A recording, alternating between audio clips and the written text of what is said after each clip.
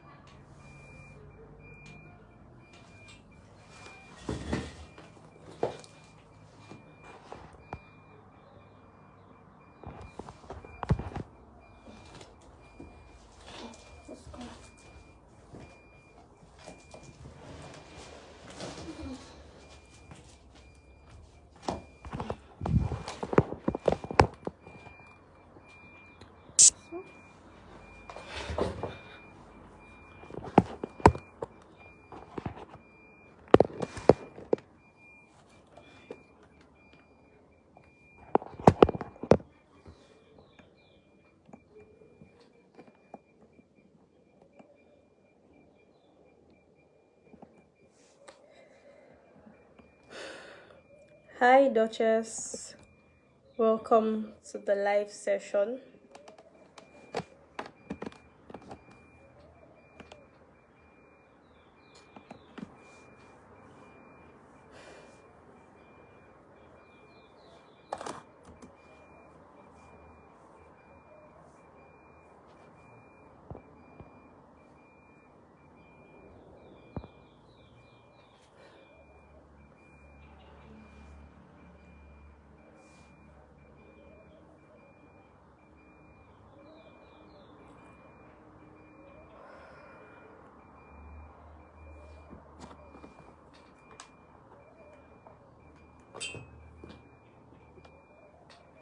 Hello everyone, welcome everyone who has joined so far to this live session.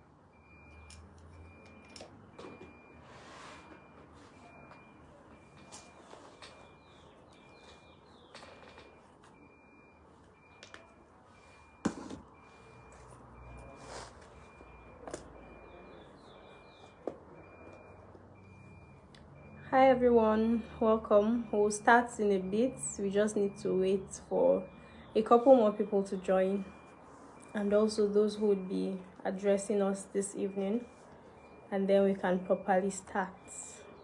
Thank you for joining us.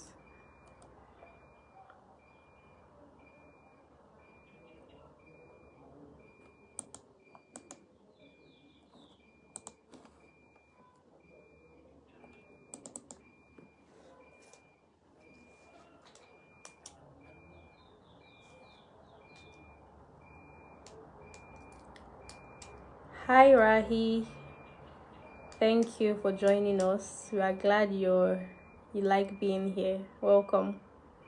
Hi Patricia, hi Duchess Pearl, Pankias, welcome everybody. Thank you for joining us. We'll be on shortly.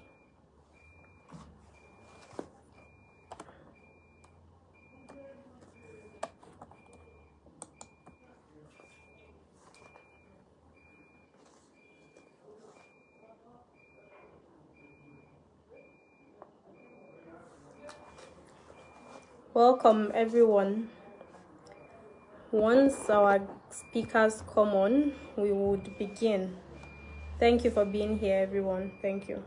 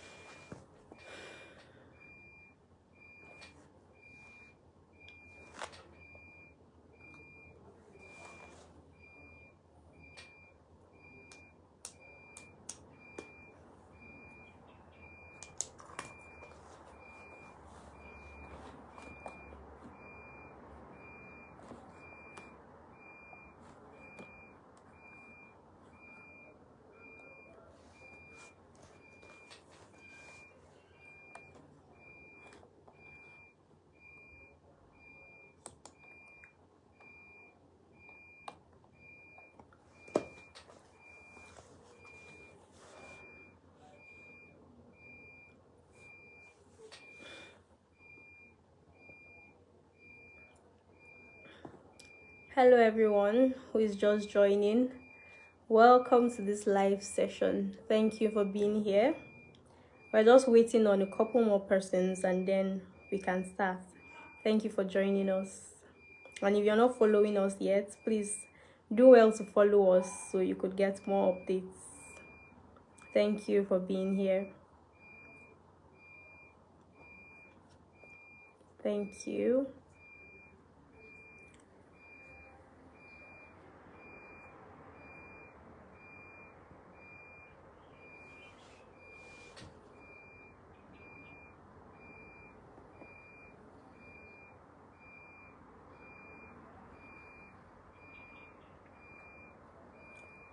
Welcome, Stephen. Welcome, Kempia, Mustafa. Thank you for joining us. Welcome.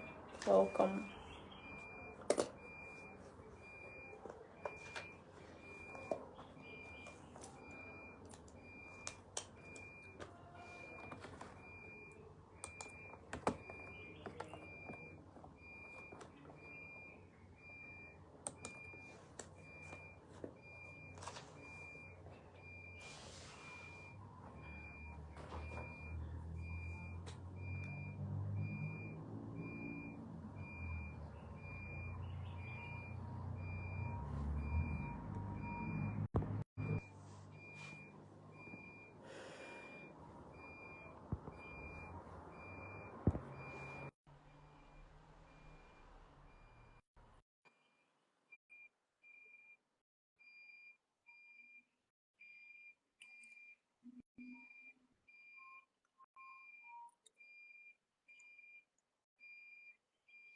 Welcome, everybody who is just joining. Thank you for joining us. We'll start shortly. Thank you for being here.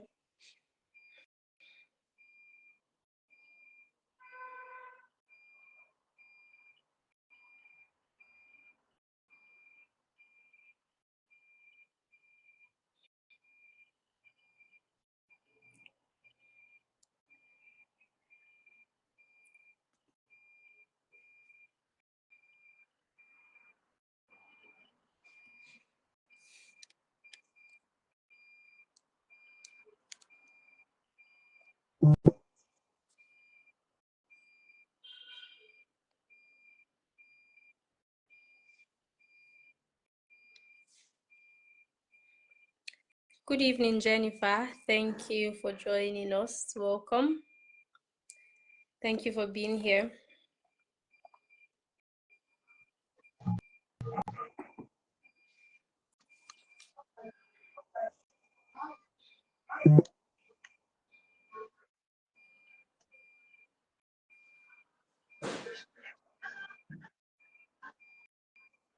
Mama, news, mama,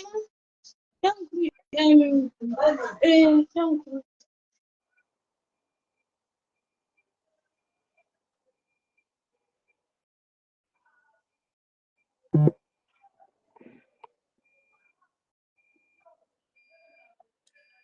Hello, everyone that is just joining. Thank you for joining us. We'll begin shortly.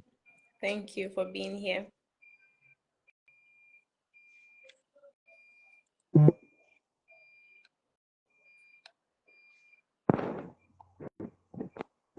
Hi, Joanne. Good evening. Welcome.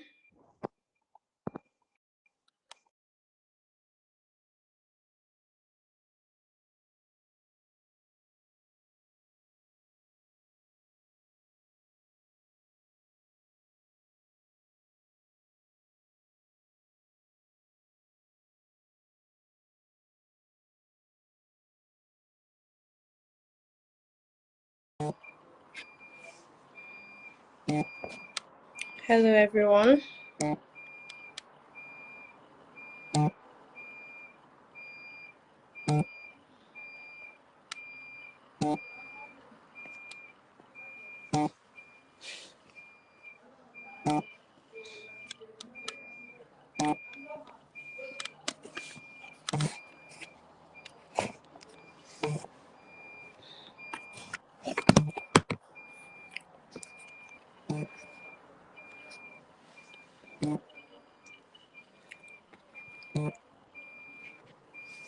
Hi, Patience, Family for Change. Hello. Welcome. Welcome. Thank you very much. Thank you. Welcome, everyone who is watching, who is just joining. Thank you for joining us. We're just waiting on our guests so we can begin.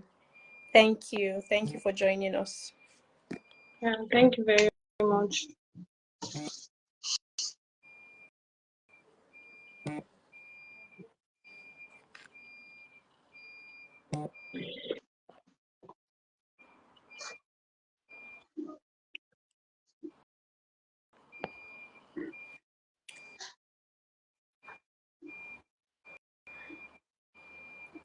Girl Child Freedom at the Grassroots. Thank you for joining us. Hi, Glory. Hi, John. Thank you for joining.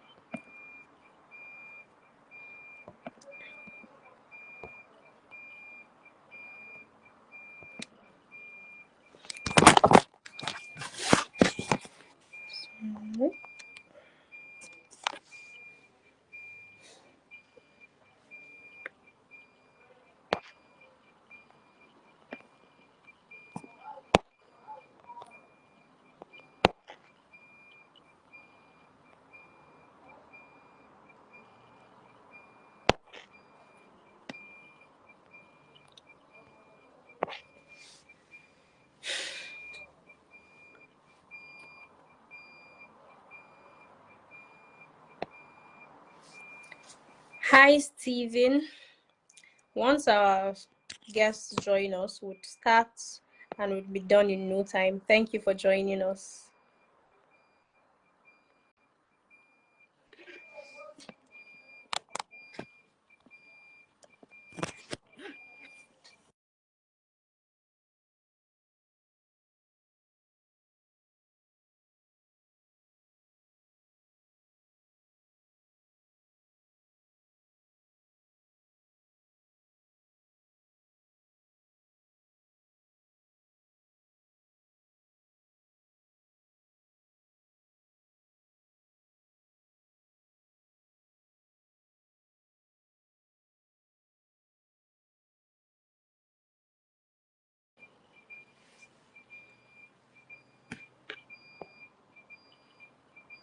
Hello, Pankat.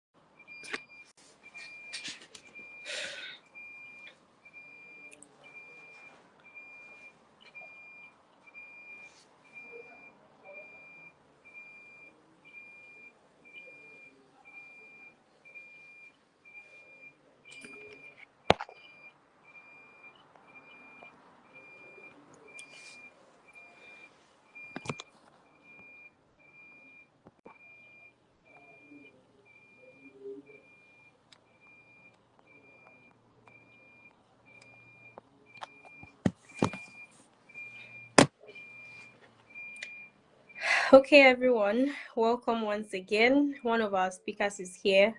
So once he comes on, we would start. Thank you for joining us.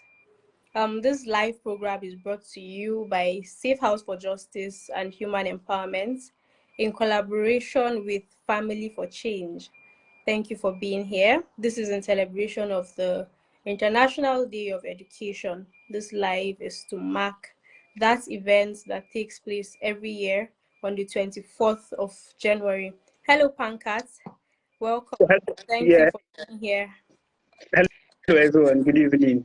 Many Welcome. apologies for joining late. It's good to be here. That's fine. It's Welcome. nice to have Thank you, you. Pankaj. Yeah. Likewise, it's good to be here. Welcome Yes. everyone who is joining us. We are going to delve into a critical theme where we discuss how education is shaping the future of our children and youth. And then the global theme for this year is AI and education, preserving human agency in a world of automation. This year's global focus underscores the transformative potential of artificial intelligence while emphasizing the paramount importance of human-centered education. So our discussion this evening is going to be around this topic. As we know, as I had said earlier, the International Day of Education is celebrated annually on January 24th, and it recognizes the fundamental right to quality education for all. It also serves as a powerful reminder of education's role in fostering peace, development, and individual empowerment. In the Nigerian context, this theme takes on even greater significance. We face unique challenges in education, including limited resources, infrastructural gaps, and the need to equip our youth with the skills necessary to thrive in an increasingly interconnected and technology-driven world. So our topic for discussion is going to be AI and the future of education in Nigeria, unlocking opportunities for children and youths. The objective of this live session is basically to raise awareness about the challenges faced by children and youth in accessing quality education, and also to explore how artificial intelligence can be harnessed to address these issues. On this live, we'll discuss innovative solutions, best practices, and the role of AI in enhancing education for all. Like I had said earlier, this live is specially brought to you by Safe House for Justice and Human Empowerment Center. And my name is Taberu Gift. I am the social media manager for Safe House for Justice and Human Empowerment Center. And it's also in collaboration with Family for Change. We have Patience as Gaku from Family Hello. for Change, the social media manager for Family for Change. One of our speakers is here. That is Pankat Ernest Gurumdin, and he's an educational professional, a teacher, and also a humanitarian development worker. He holds a bachelor's degree in educational administration and planning and a master's degree in educational management. Welcome, Pankat. It's so great to have you here. Thank you for taking out time to be with us this morning and to also share your knowledge with us on the topic of education. Welcome. Thank you so much. Thank you so much, Gift. It's good to be here. Yeah. Pankat is also passionate about enhancing education opportunities for marginalized children and persons with disability. His work with national and international organizations sees him contribute to providing mentoring and coaching support to university undergraduates and enhancing vocational and formal learning opportunities for children and youths affected by the farmer herder crisis in North Central, as well as supporting out of school children and building the capacity of teachers in conflict affected areas in Northwest Nigeria. That's a lot you have going on there, Pankat. Do you think you could share some of that with us, your work basically? Yeah, so thank you so much, Gift. Yeah, so working in this context, crisis affected context has not really been easy because you get to experience firsthand some of the educational disadvantage that you get to read only on textbooks or online during your school days or during your teacher training or your education training, right? But then working in this context brings you into the realities that many persons face as a result of could be crisis, displacement as a result of crisis, natural disasters, or one way or the other. And as a result, you experience that people tend to have a lot of educational disadvantage and educational disequalities between, let's say, due to marginalization, persons living with disabilities, crisis, and natural disasters. And as a result, there is a widening gap between educational advantage between people who are privileged, in quotes, and then persons who do not have such opportunities, right? So in the context of the Northeast, North Central, I beg your pardon, it's mostly the farmer harder crisis. And because of the farmer harder crisis, you find out that there are lots of attacks on education. Due to one reason or the other, one of the parties involved in a conflict sees school as one of their targets. There are lots of attacks.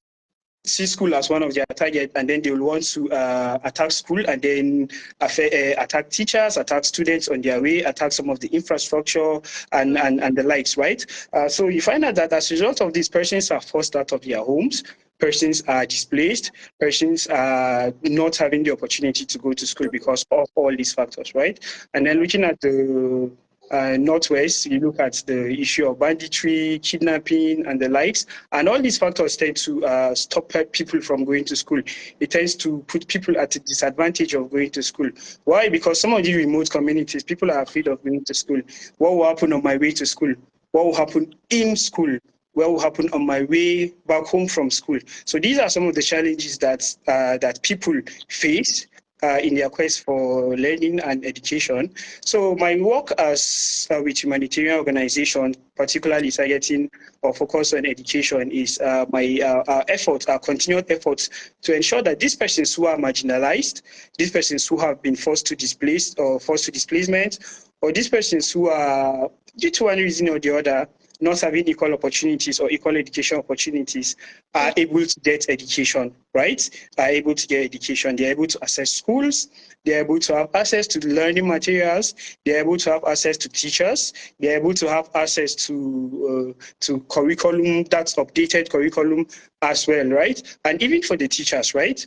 These teachers are able to be get abreast with modern methods of teaching.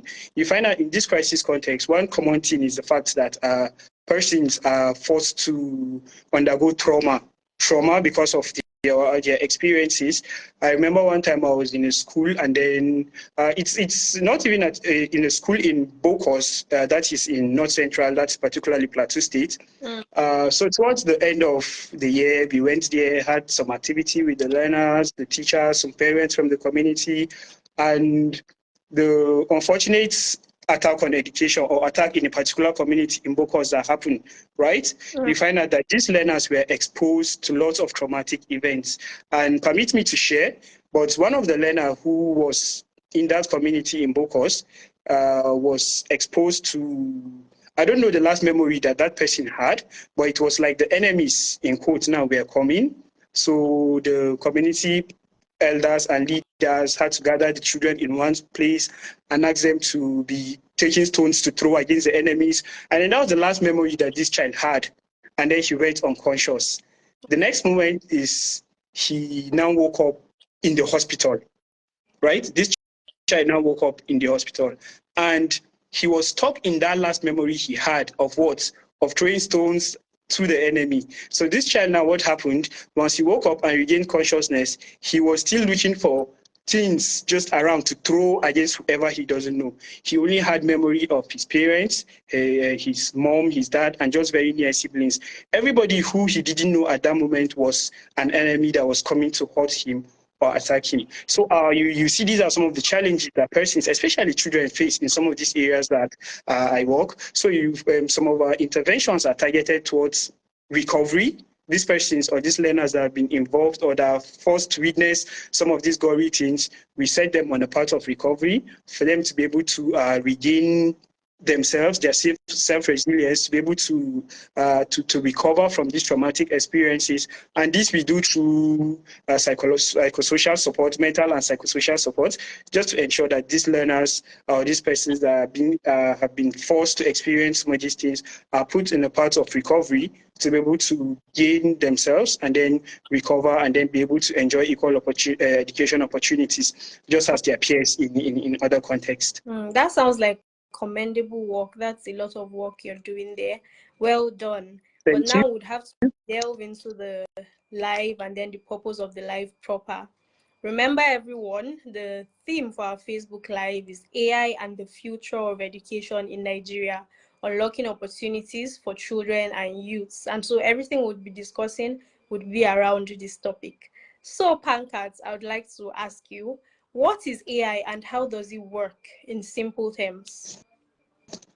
Okay, thank you so much once again. So the simple context of AI is short for artificial intelligence, right? Right. So when we talk about AI, it means artificial intelligence. And what is artificial? Artificial simply means something that is man-made, right? Something that is not natural, but is being created by somebody. Then when we talk about intelligence, we're talking about your ability to be able to acquire knowledge. As simple as that. Once the teacher comes to the class and teaches 1 + 1 equals to 2, the first learner who is able to grasp the concept of 1 + 1 is considered to be what?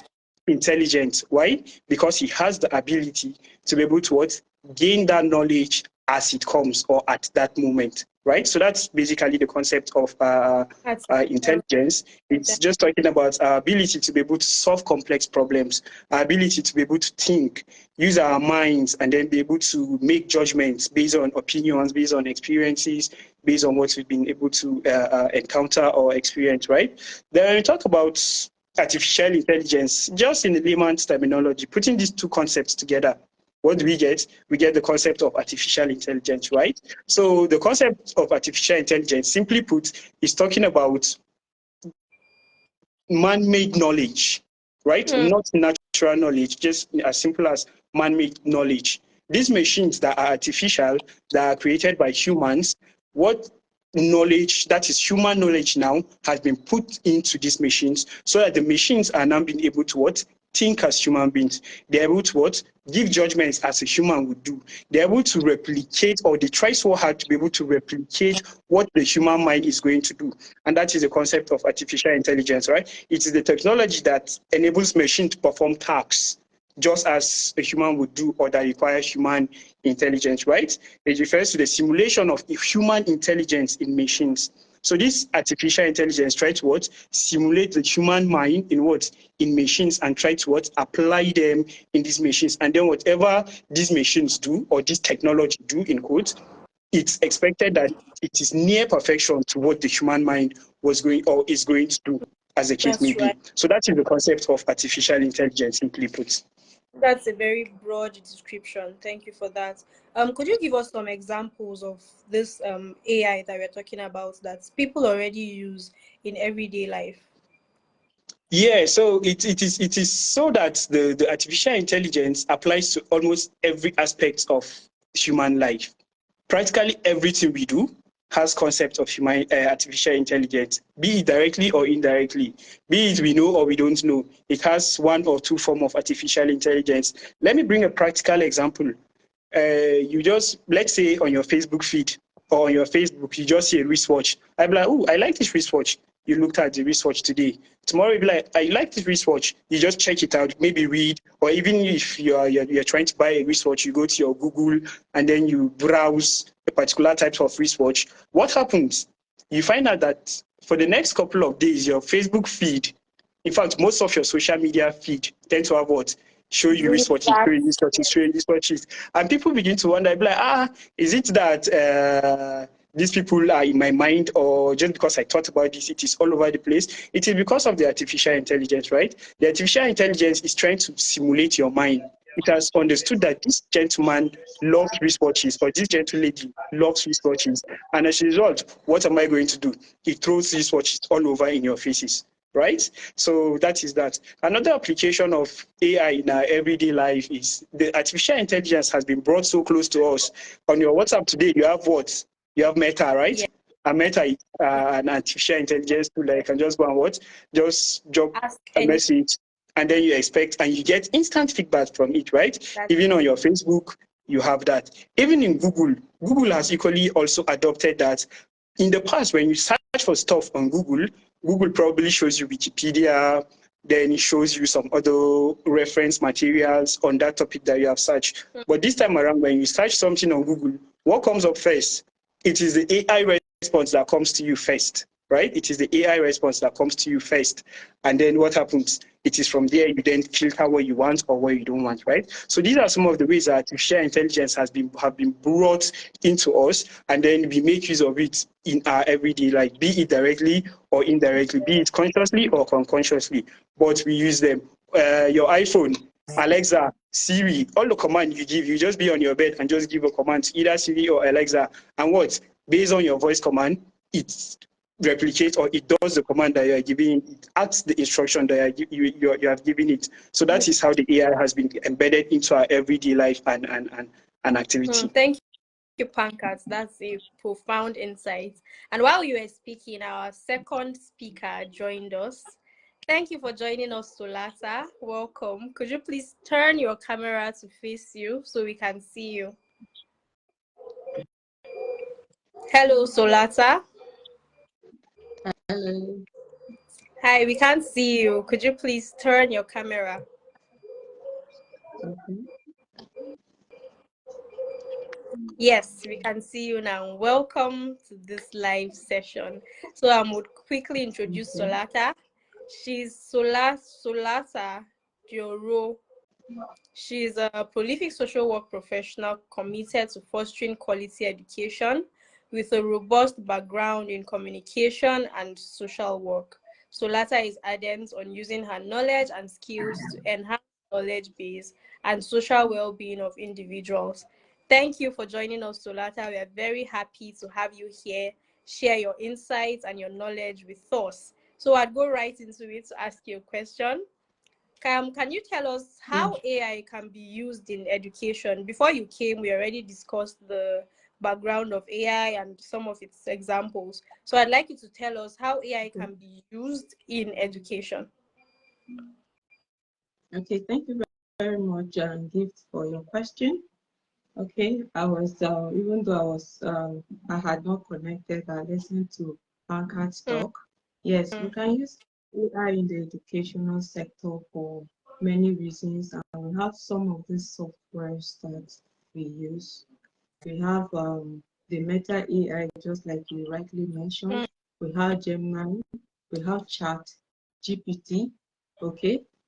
We have QuickBooks, okay? We have Grammarly, okay? Those are some of the softwares, okay, the applications that we have that we use in the educational system. Can you tell us how these tools can be applied into education, precisely how they are used in the education sector?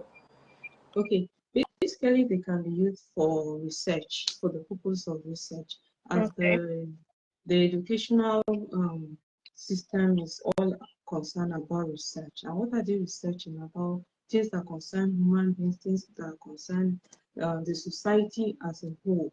Okay, so research covers all these areas concerning human beings as individuals, as communities, and the world at large. Simply put, but very well understood. Thank you, Solata. Up next, Pankaj.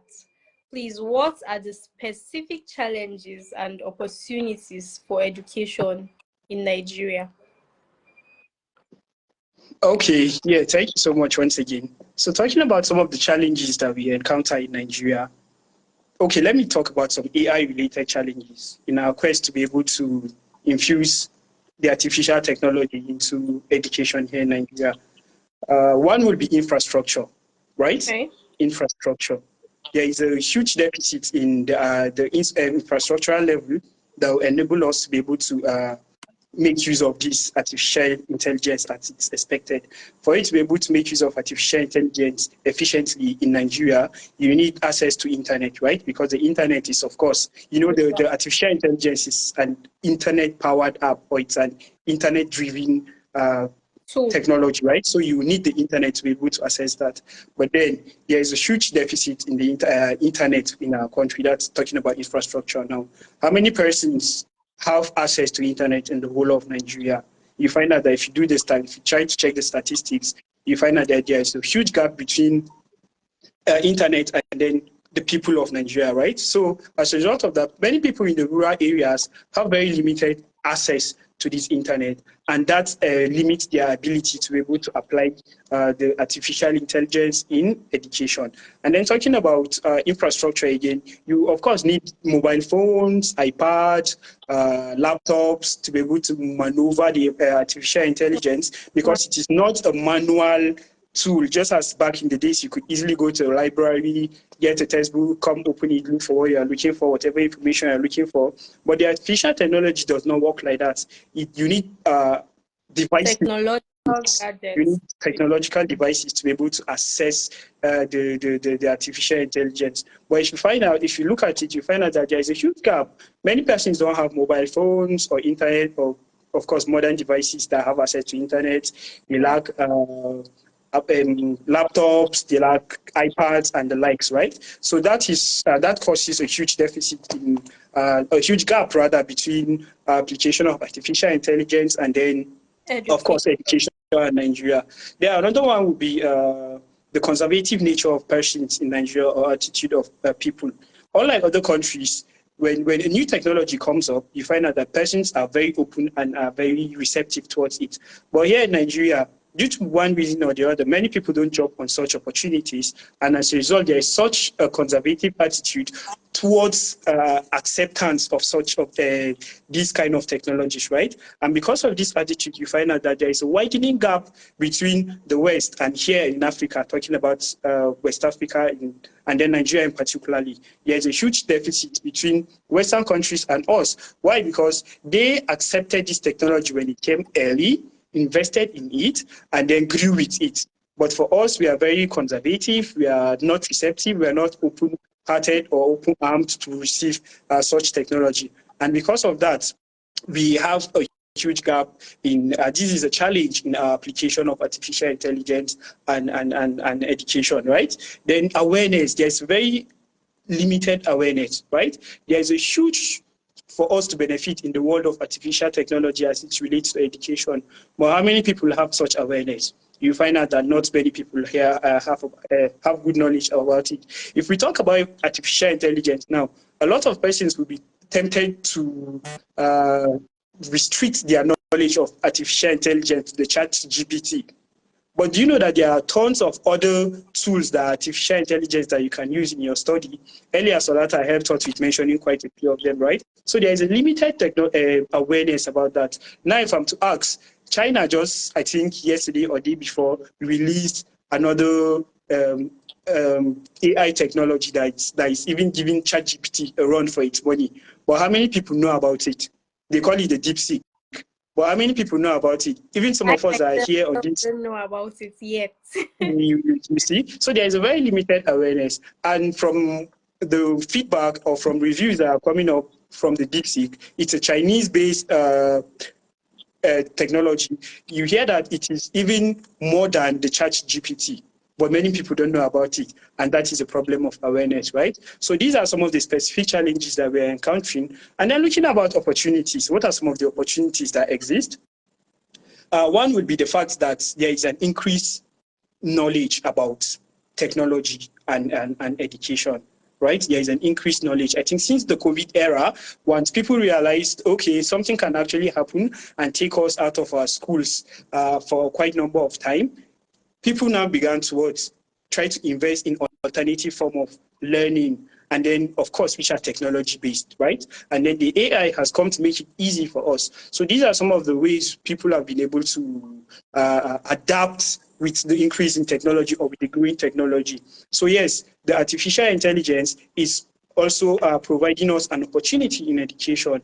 Why? Because persons have, there has been an increased interest in technology, right? And then there is a growing importance about there is a growing knowledge about the importance of education.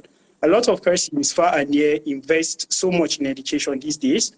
The government, private sector, corporate organization. This we are doing right here is equally as a result of what? Our attitude, our increased attitude towards education, and then the growing awareness about education. And because of this, you find out that there is an increased knowledge, which is an opportunity. Persons where people who before now didn't really give a big deal in quote about education are now looking at education as something they will want to do, right? Even the government in the past have done what? Created nomadic schools and nomadic education for all these nomads who are always moving from one place to another. The government is now thinking about them and they're looking at how they can be able to get them on board, right? The government comes up with lots of programs. We have the Agile Project, the Adolescent Girl Initiative for Learning and Empowerment, which is a government, and then, of course, with the World Bank and some other international NGOs. We have international organizations that are investing in education, and all is as a result of what? Awareness, the importance of education, the value that people have put into education, right? And then, of course, over the years, there have been an increase in technology, in internet access. The internet coverage has been growing so wide, and because of that now, you realize that these are opportunities, of course, that exist in education. And it's left for us to actually do more, to be able to invest more, and then see how we can be able to grow and consolidate on what we already have and be able to make more name and then tap into the opportunities that exist for education, particularly the modern technology of artificial intelligence, so we don't get left behind. Thank you, Pankaj, for bringing all of those challenges to the light. Solata, can you tell us how AI can help us in addressing some of these specific challenges?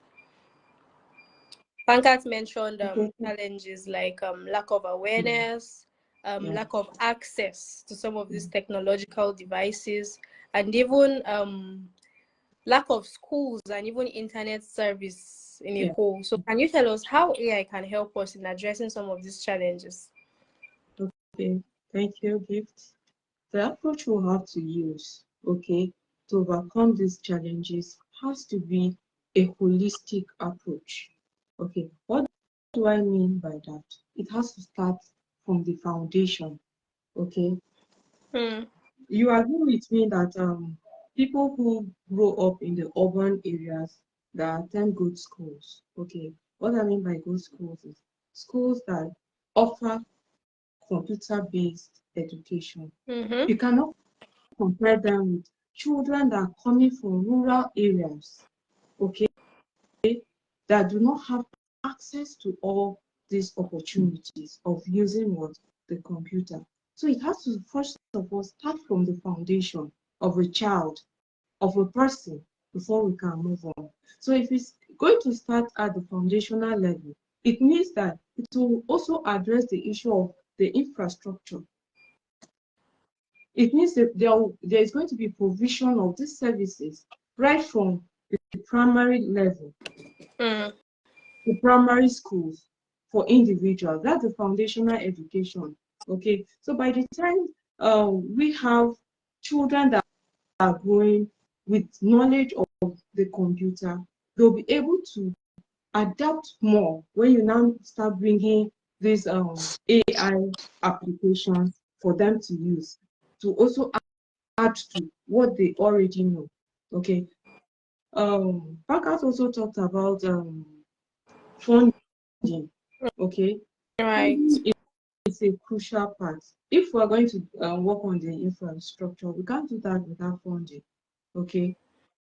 Right up to the university level, we can vouch that the ICT is fully funded. Okay.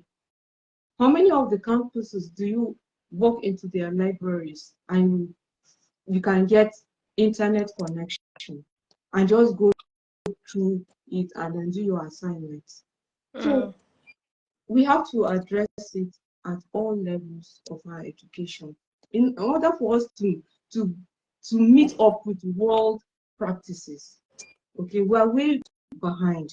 Okay, if we're looking at the population of Nigeria, those that can operate a computer, those that can use a phone that has all these devices, how many people can do that?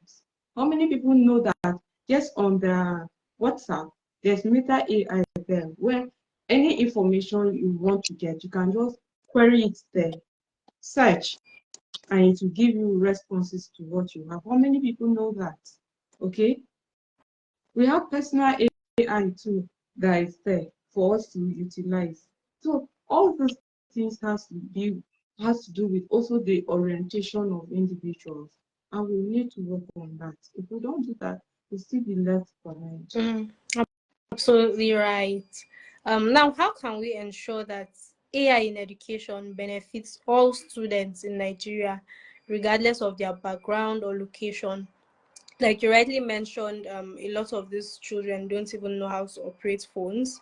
Even youth, not just children, they don't have access to all of these things. And you also give the example of children in the rural areas as compared to children in the urban areas.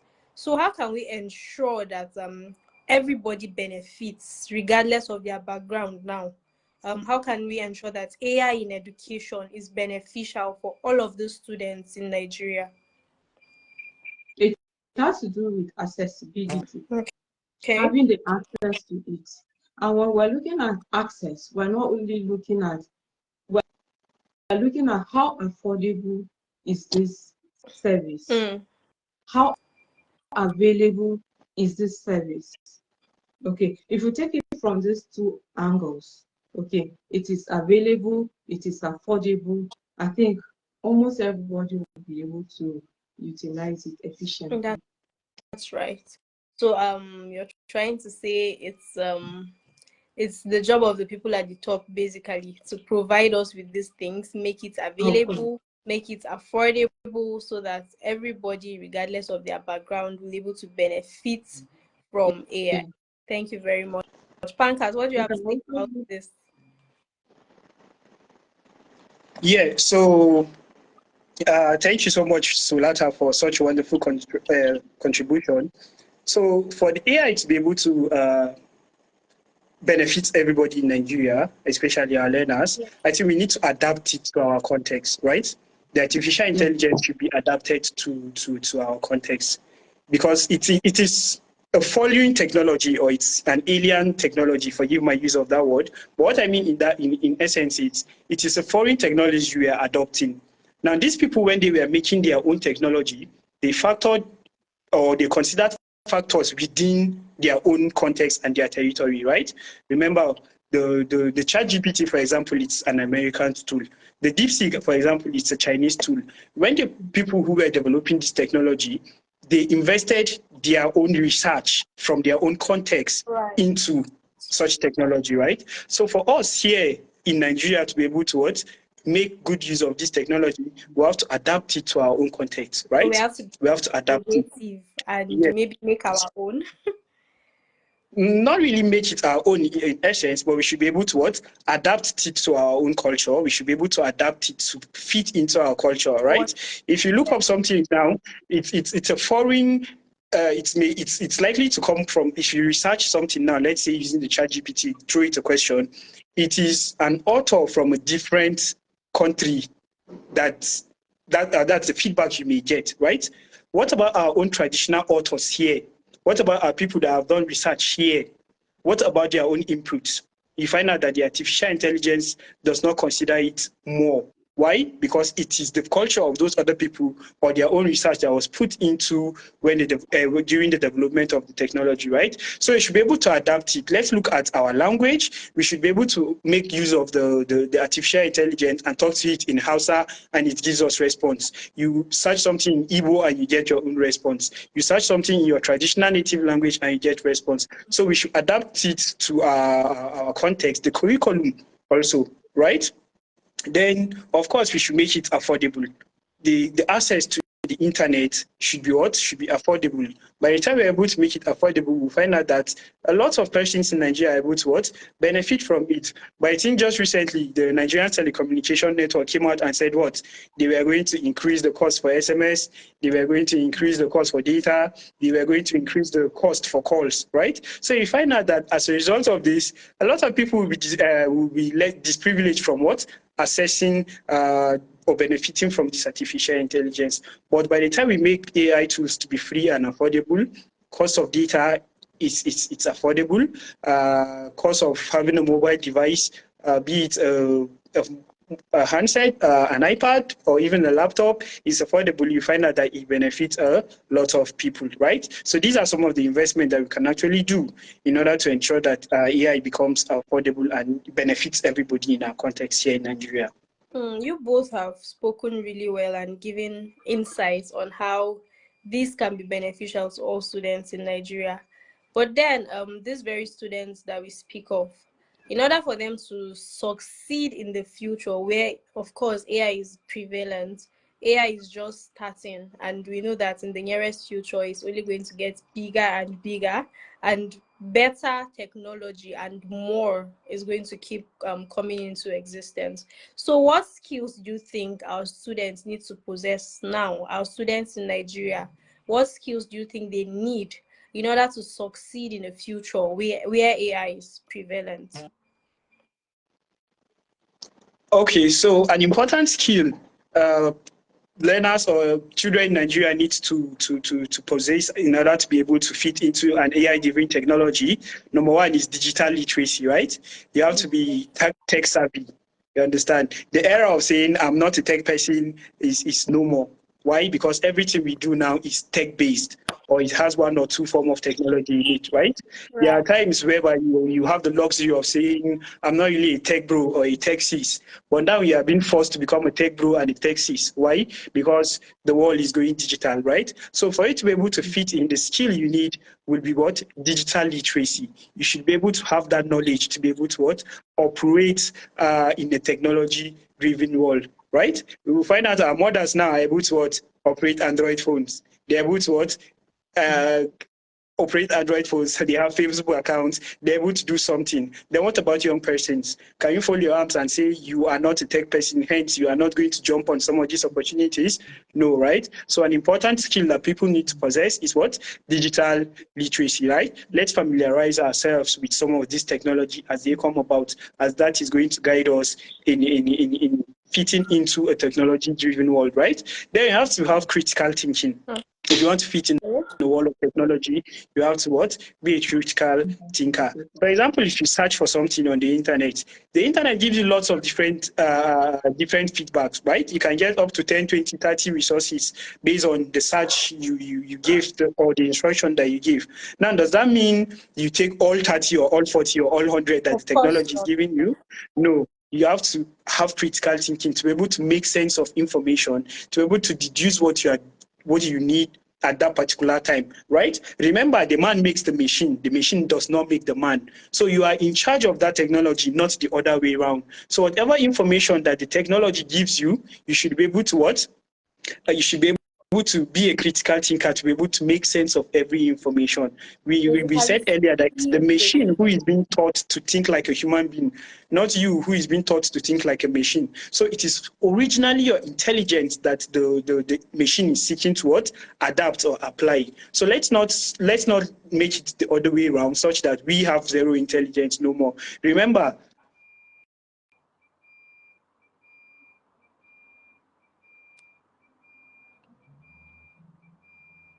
Pancats, I think his network went off for a bit. Solasa, are you with us?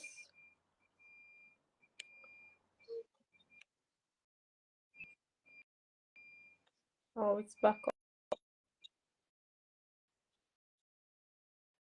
To make of yourself. So it is important that we become critical thinkers, right? And then, of course, adaptability skills. We should be able to adapt with the coming technology and the increased technology. Thank you, Pancats. Thank you so much. Solasa, would need you to lend your voice to this what skills do you think students in Nigeria need to succeed? What skills do they need to succeed in the future where AI is prevalent? Okay, it's not far from what Pankaj has rightly said. Okay, the machines is like garbage in, garbage out. Okay, so one has to think outside the box. Okay, Right. and ignite that creative thinking in order to have good results. Okay, that's why in the university system we have applications that check the originality of works turned in by students. We have plagiarism check. We have things like Eagle Eye. We have Turnitin.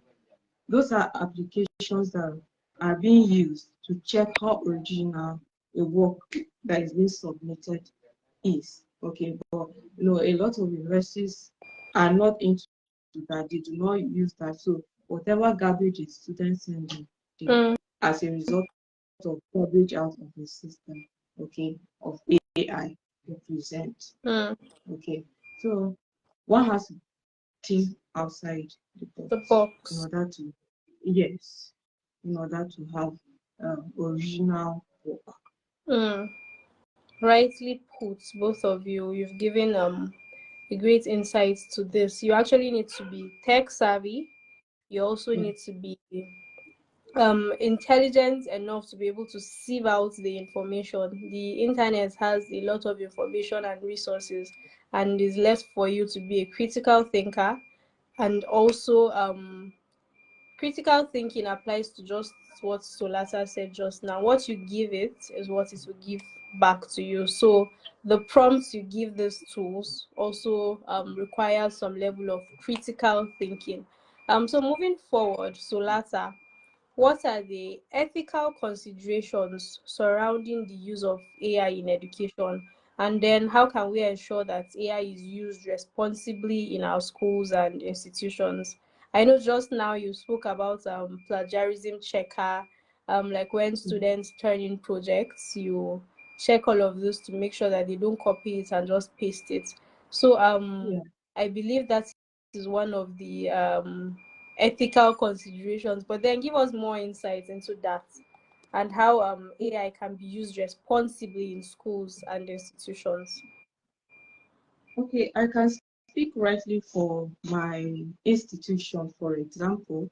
Okay, where they make use of these applications. Okay, apart from the Turnitin, apart from the Eagle Eye, which we use to check the originality of one's work. Okay, there are other methods that are being used to assess students so that whatever they turn it. Okay, another one that is being used is Grammarly.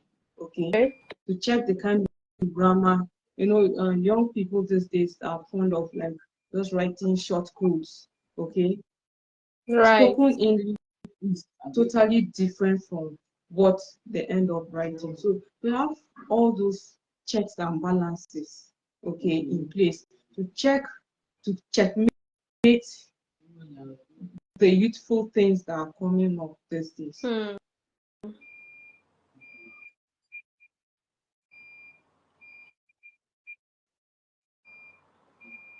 Solata, are you there? Yes, I'm here.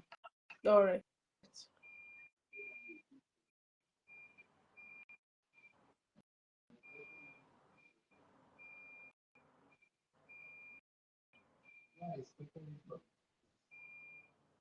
Do you have more to say on this, or we move on to the next question?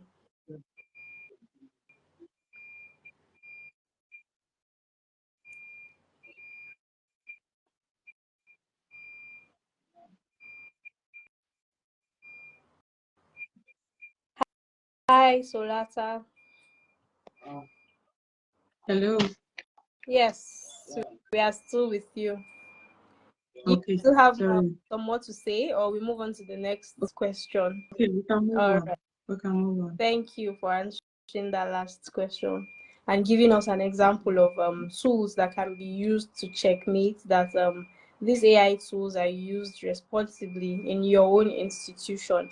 So, what can educators, parents, and also policymakers in Nigeria do to prepare for the future of AI in education?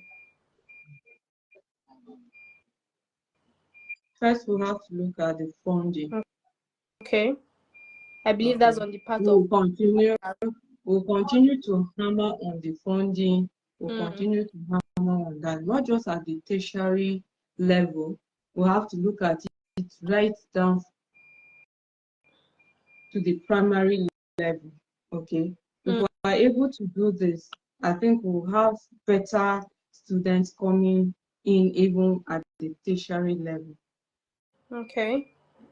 Because you realize that the kind of students we even see, okay, are the ones that are not tech heavy. They are not, okay, but you won't blame that on them. It's based on the environment most of them are coming from, okay.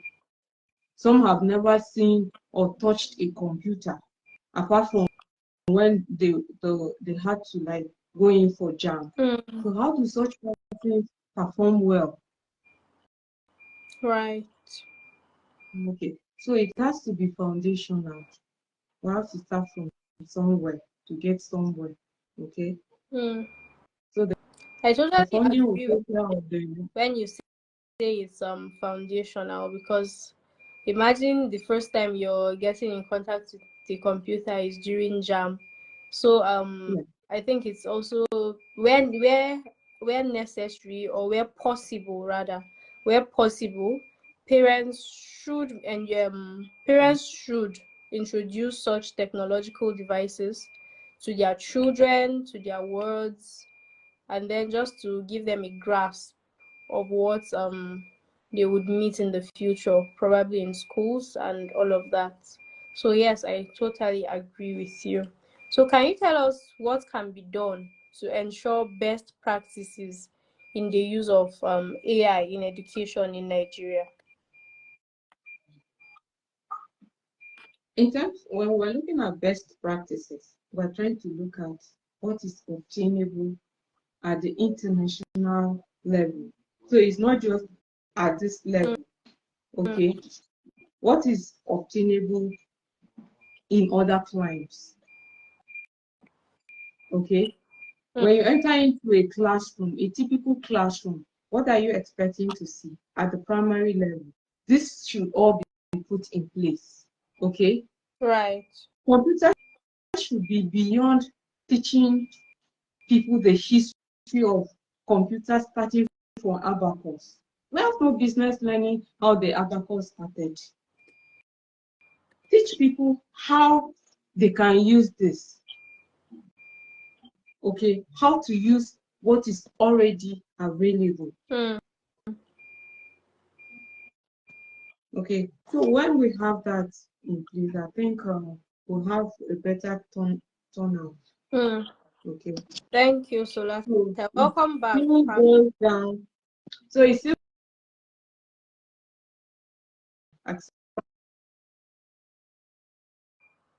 of the computer. Thank you. Solata, thank you for giving us those very great answers. Welcome back, Pankrat. You were lost in transmission for a bit. Thank you for joining us once more. And I have a question. Sorry about that. I had a bit of an internet challenge. All right, sorry. That's fine. Can you please tell me what educators, parents, and policymakers in Nigeria can do to prepare for the future of AI in education? Okay, so what do we need to do to be able to prepare for an AI world, right? Especially as it relates to our education. Right. Number one will be acceptance. We need to accept the technology and know that it is here to help us and know that it's here for good. And even if we don't accept it, the rest of the world has accepted it and is going to make progress and move on without us, right? So firstly, we need to accept it. Like I mentioned earlier, the traditional way of saying I am not a tech person is gone, right? So we need to accept the artificial intelligence, and then we need to collaborate with it into everything that we do, be it in our curriculum development, be it in forecasting, be it in budgeting. Everything we do, we should be able to what? Think about the artificial intelligence, and then this only happens when we what? We accept it, right? Secondly, we should review our curriculum and then accept artificial intelligence into it, right? Our curriculum are stale for the use of for the lack of use of a better word. Our curriculum are stale. We still make use of textbooks that our great grandparents used while they were in school.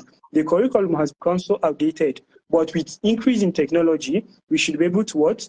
Review our curriculum, see how we can be able to adapt artificial intelligence into it, right? If we check computer textbooks now, how many computer textbooks actually have in-depth topics about on artificial intelligence in the as a module in some of these textbooks? You find out that's very limited, if there is any at all, right? So the second thing we need to do is for us to be able to what?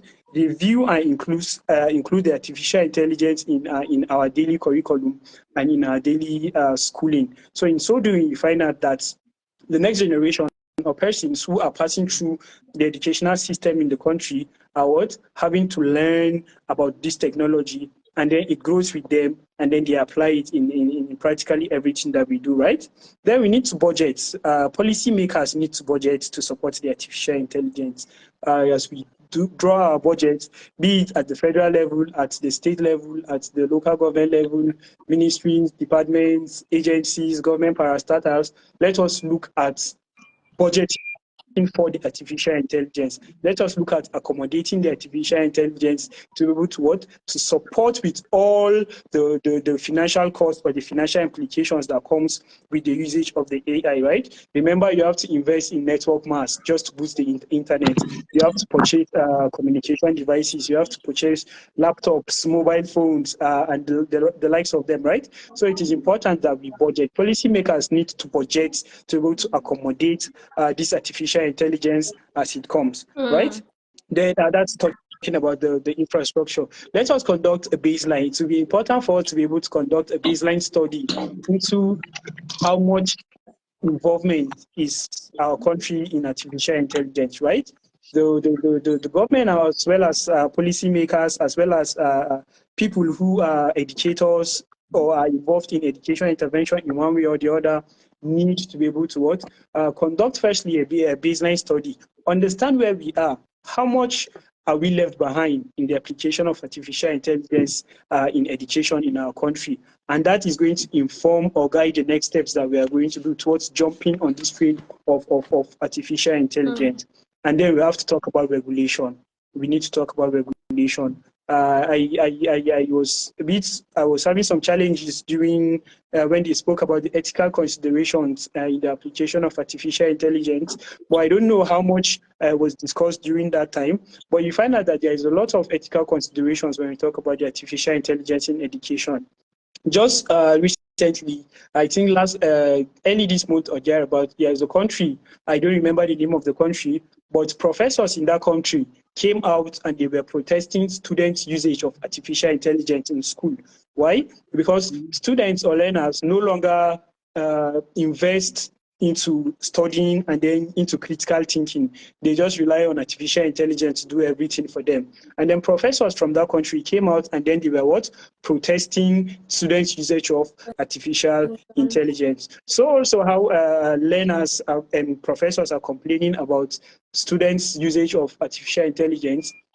So also learners or students in this case are equally complaining about professors' usage of artificial intelligence, right? So it's a two-way trade. Professors now don't invest more into research or grading papers or doing things. They just give the AI to do it. And then the other day I saw a meme on the internet that was talking, it was showing students and learners doing nothing. And then the caption of the meme was professors who use AI to mark scripts versus students who use AI to write essays. So you find out that zoned out both the professors and then the students, and then it left the AI to do all the work, right? So one thing we need to do is regulation. Let us regulate. That is some of the things we need to do with this artificial intelligence in education, let us look at how we are going to be able to regulate the usage of this artificial intelligence such that people still make use of their brains, people still make use of their hearts and their minds and their emotions, people still make use of their hands in doing things. We need to regulate it. And then the artificial intelligence, you don't have control over it. It exposes you, because it's an internet-driven tool, it exposes you to lots of inappropriate contents, right? You can be surfing the internet, you click a link for A, and then automatically, before that A opens, it redirects you to what?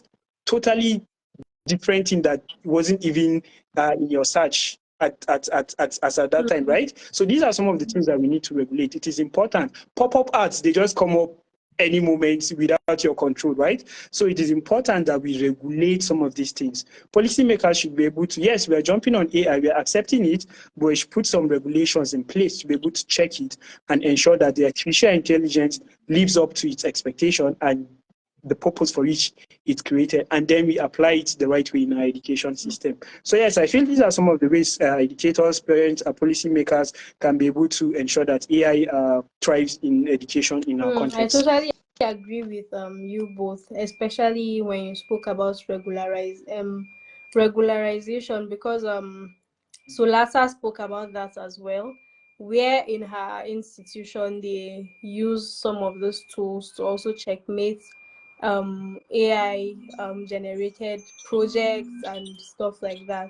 So as Pankaj said as well, we need to strike a balance to using our brains and also the use of artificial intelligence. So it's really been a lovely conversation with both of you, Solasa and Pankaj. Thank you so much for sharing your knowledge and insight with us. And to everybody who has joined us, thank you so much for being here. We hope you've learned a lot. We've been discussing AI and the future of education in Nigeria, unlocking opportunities for children and youths. And our speakers have done a lot of justice to this topic. It's been an interesting conversation so far. So before we go, I'd like to ask you both final words. What's your take home from all of this? So Lata, let's hear from you. AI is here to stay. Right. Okay, we can't run away from it. We have to accept it. That's True. all we can do. But in accepting it, we will have to learn how best to harness it.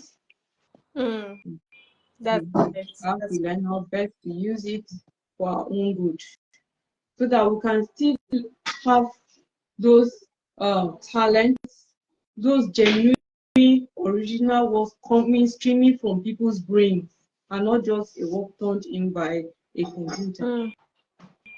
So before I get to you, Pankaj, I would like to ask everyone viewing, everyone watching, if you have any questions for our speakers, please drop them in the chat box so that we can read them and answer them quickly before we go. So please, if you have any questions, any comments, please feel free to drop them and ask our speakers whatever questions you might have. So Pankaj, over to you. What are your parting words concerning AI education? Yeah, so so that I mentioned, AI is here to stay, right? It is here to stay. Yes. And the earlier we jump on it, the better for all of us. That is the truth, right? Somebody said that the AI we have today is just like Bitcoin in 2013. I don't know if you're getting the reference. The AI that we have today is just like Bitcoin in 2013. Then they were practically begging people to buy Bitcoin for nearly free. Nobody cared about it, right? But then, how is Bitcoin today? We all know, right? So that is it with artificial intelligence. Let's not be scared to jump on it, because the earlier we do so, the better for all of us. And then another important thing is we should still not forget our traditional way of learning. We should still stick to that. As an educator, I don't want artificial intelligence to come and take my place. That is the truth. I don't want artificial intelligence to come and start doing my job. That is the truth. But we need to be able to stick to the traditional method of learning, let us strike a balance between the traditional method of learning and the artificial intelligence. Like I said, we have 3 domains of learning. We have the psychomotor domain, whereby you use your hands. We have the effective domain, whereby you use your feelings and your emotions. And then we have the cognitive domain, whereby you use your what? Your intelligence and your mental abilities, right? So let's not lose sight of that because of artificial intelligence. Let's look at a way we can be able to strike a balance between the two. And then so that at the end of the day, we can complement both our traditional methods of learning with the artificial intelligence, so that we can be able to achieve maximum success in a world that is technologically driven and, of course, run by humans. Thank you so Thank you. much, Pankat. That was very insightful. Solata as well. We are really grateful to have had you on this live, share all of this knowledge with us. We are really grateful. And I'm just looking through the chat box to see if there are any questions from our viewers that they might have had for you, so we can answer them before we go. But it seems there are no questions. So thank you so much once again. My name is Gift. I am the social media manager for Safe House for Justice. And this live was brought to you by Safe House for Justice in collaboration with Family for Change. The aim of this live basically was to celebrate the International Day of Education, and we hope that we've given you lots and insights into AI and education, and also the future of AI as it relates to our country, Nigeria. So thank you once again to our speakers. You were wonderful. Thank you so much. We hope that when we call on you again, you would be very happy to join us and we'll do this again. Thank you so much. Always, it's a privilege sharing. Thank you so much. So see you next time. And thank you to all of our viewers. Please, if you're not following us, please do well to follow us so you stay updated on topics like this. And then you saw how this was. You wouldn't want to miss it again. So thank you so much. Good night, everyone. Bye. Thank you. Bye. Yeah. Bye.